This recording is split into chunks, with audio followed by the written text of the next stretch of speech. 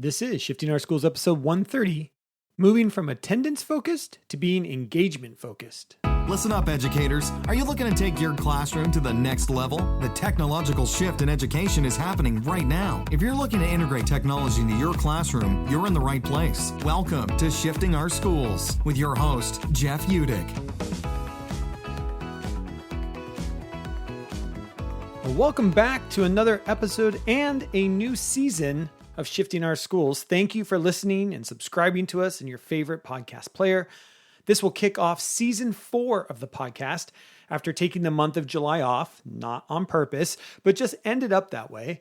I'm back. We're back for another year of sharing thoughts, ideas, conversations, and trainings with all of you. I hope you found time this summer to take a breath, to relax, to just be before this new year starts, a year that for many of us will not be anywhere near normal. I personally didn't get to take any time off this summer as my usual lag in consulting in June and July was overtaken by meetings with school districts and school administrators preparing for this upcoming school year. I ended July only having 2 days without a meeting scheduled, which just goes to show how profound the time is we are living in.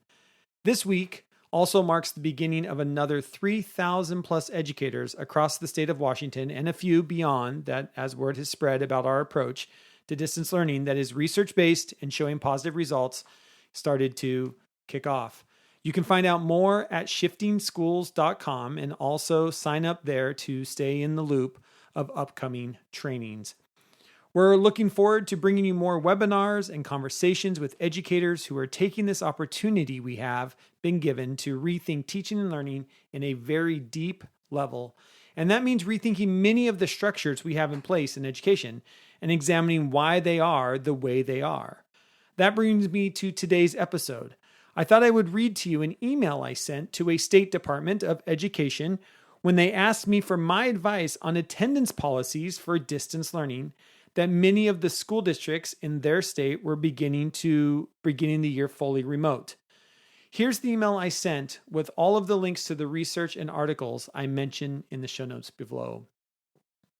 Here's the email. First, I'll start with the learning theory that we need to apply to this.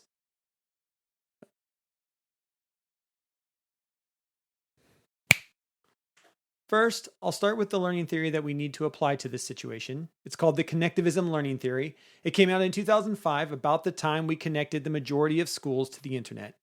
In May of 2019, I wrote a peer-reviewed article about some of the ways I have seen schools use this theory with students in classrooms with Doreen Keller, a professor at Whitworth University in Spokane, and oversees their Master's in Teaching program, of which I teach the technology course for.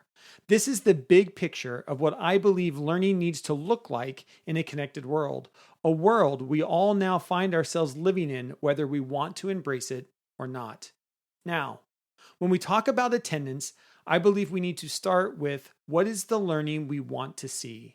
If we are truly about learning, then we need to start there. Attendance, by definition, is, quote, being present at a place, end quote. 2 things wrong with that in the current state of education. Number 1, being present in order to learn does not need to happen. Number 2, being present does not mean that you learned anything. This, as we all know, has been the issue with attendance being our bar for learning. Just because you are, quote, in a place doesn't mean you learn anything. We have a real opportunity to rethink learning and leverage the world we find ourselves in to reimagine what learning is. Learning is not attendance. Learning is engagement. 2 questions every teacher needs to ask themselves. Number 1, how am I tracking engagement in learning? Number 2, what does engagement in this task, this concept, this skill look like? In an online learning world, you do not need to be at a specific time and place to learn. In fact, our message to over 5,000 educators across the state of Washington is that this is bad. Teaching via Zoom or other synchronous software has no research in K-12 education and shows very little impact on learning in post-secondary students. So our message has and will continue to be no new content over Zoom. New content should be delivered via instructional videos. Here's the research we share with all educators who go through our training from Vanderbilt via 2015. Link found in show notes below. Beyond this research, the overwhelming reports we got back from educators last spring was, it works. Yes, creating instructional videos for students works because students own the pace of learning. They can rewatch the videos, pause them, skip ahead. Everything you can't do when you are, quote, attending a class. In 2020 and beyond, creating a great instructional video is a key skill to being a teacher. But here's the kicker. It's not just for teachers. If you are a plumber, a car mechanic, a painter, a dishwasher repair person, know how to play an instrument, or what was the last YouTube video you watched to learn how to do/fix something? Yes, knowing how to make an instructional video prepares you for college, career, and life, and should be a graduation requirement, my next hope for this state if we update that to meet the needs of a connected world. So now we have a couple of pieces. One, a learning theory that supports students learning from the internet in a very specific way. Two, a mindset shift from attendance to engagement. Three, a way to assess knowledge and understanding via engagement. It's called video. We are pushing a mindset with educators to think in terms of video. If there is one piece of technology a family has in the home, it's a video camera.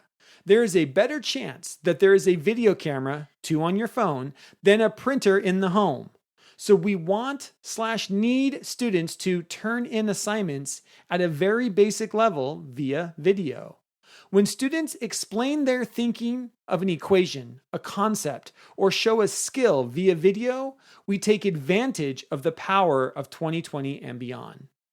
Number 1, we get to see and hear the process of learning, and we are assessing the process, not the product of learning. Number 2, I would argue 99.99% of students do not have the skills to deep fake a video. That is not their hands, their face, their voice actually doing the work. We just fix cheating. Number 3, we are assessing and tracking engagement in the task without attendance. So, what if we tracked engagement, not attendance? What evidence would educators need to gather to show true engagement? What if students had to track their own engagement via a portfolio? What if we stopped viewing the internet as an enemy and this amazing resource that will be in our students' lives forever, and we teach them how to learn with it? What if we embrace this moment to realign what it truly means to be college, career, and life ready? Please let me know how I can support. I have an incredible team who are thinking where we need to go, what the next steps are for educators. That is an email I sent to the State Department of Education of a state here in the United States. How are we rethinking this idea of attendance when we don't have physical spaces? If your school is starting online, you do not need to be physically present in a Zoom meeting or Google Meets or whatever you're using to learn. That is not the power of the internet. That is not the reason why school districts across this nation were already putting computers in the hands of students in one-to-one programs. We need to think differently in a time that calls for us to think different. How are we tracking engagement, not attendance? Until next time, I'll see you on the network. Thanks so much for listening to this episode of Shifting Our Schools with your host, Jeff Udick. For more great content and to stay up to date, visit sospodcast.org, facebook.com/Jeff Udick, and on Twitter @JUdick. If you enjoyed today's episode, please leave a review and subscribe, and we'll catch you next time on Shifting Our Schools.